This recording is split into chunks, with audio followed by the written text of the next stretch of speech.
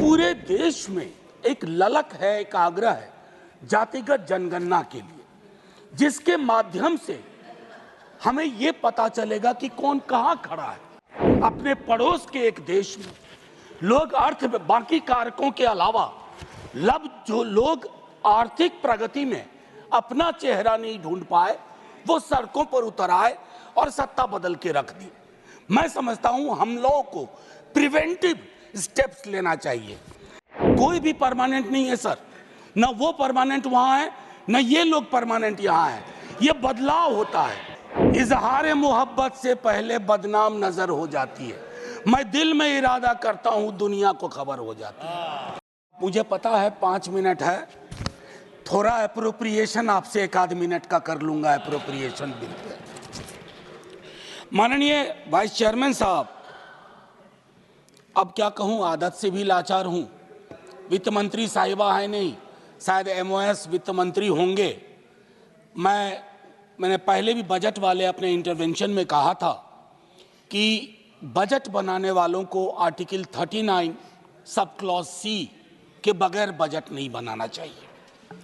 अब ये आंकड़ा हमारे देश में कमोबेश सभी के पास है कि 10% लोग 78% तकरीबन संपत्ति पर उनका अधिकार है। क्या हमारे देश में प्रियम्बल के मद्देनजर यह व्यवस्था नहीं हो सकती कि 1% सुपर रिच को टैक्स करने का प्रावधान करें, ताकि हमारी बाकी नीतियां सुचारू रूप से चल पाए। हमारी प्राथमिकताओं में जो समूह है उसके लिए हम काम कर पाए।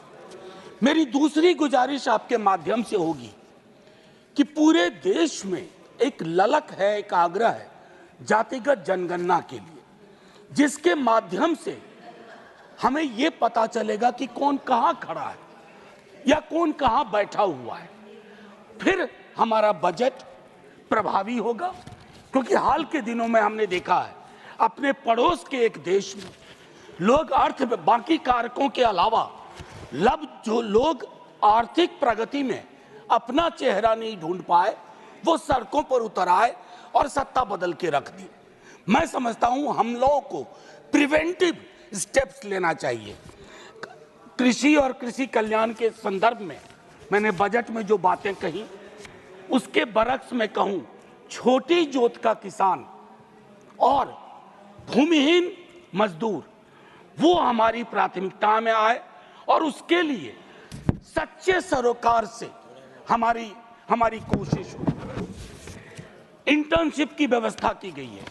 बेरोजगारी के इस आलम में इंटर्नशिप ऊंट के मुंह में जीरा भी नहीं कह सकता हूं मैंने पहले भी कहा था 5,000 रुपए की इंटर्नशिप प्रति मास मतलब होता है 166 रुपए 66 पैसे प्रतिदिन।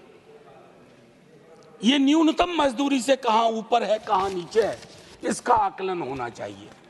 मनरेगा को लेकर के दृष्टिकोण साफ होना चाहिए। मेरे कलीग दिग्विजय जी भी बोल चुके हैं, 86,000 करोड़ आपका ये रिवाइज एस्टीमेट से भी कम है, और इससे 3 तरह की चीजें होंगी।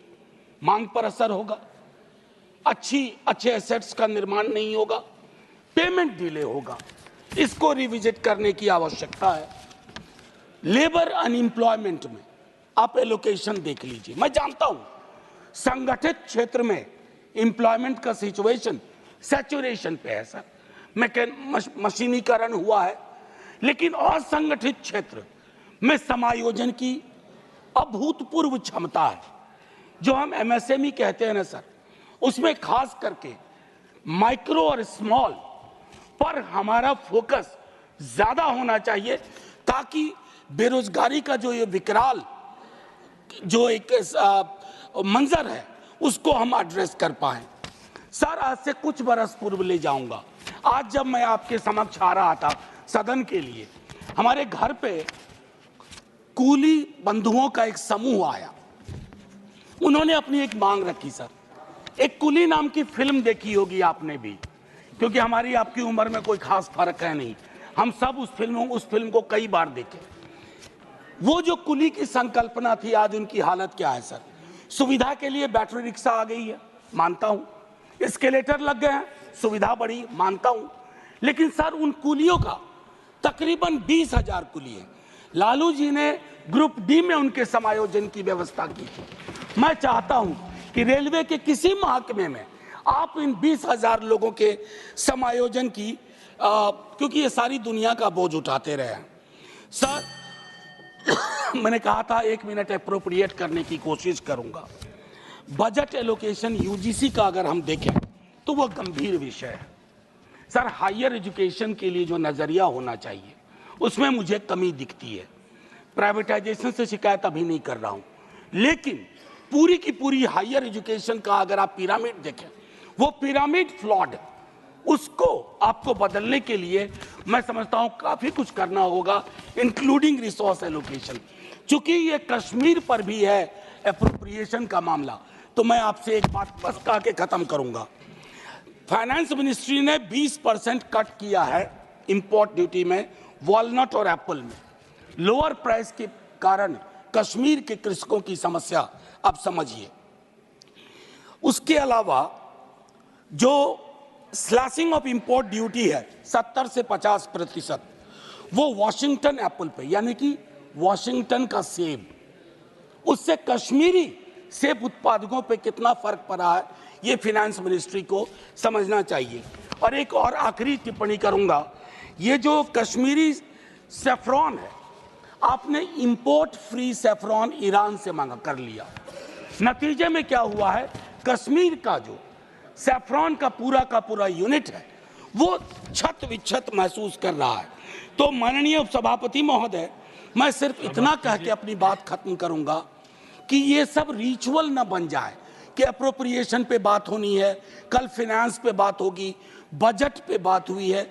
अगर सरोकार प्रदर्शित किए जाते हैं, और ये इसलिए नहीं है, कोई भी परमानेंट नहीं है सर, न वो परमानेंट वहां है न ये लोग परमानेंट यहाँ है, ये बदलाव होता है, लेकिन सामूहिक सरोकार, बुरा मत मानिए ना मनोज जी, मेरी दिक्कत क्या है माननीय उपसभापति महोदय, इजहार मोहब्बत से पहले बदनाम नजर हो जाती है। मैं दिल में इरादा करता हूं, दुनिया को खबर हो जाती है।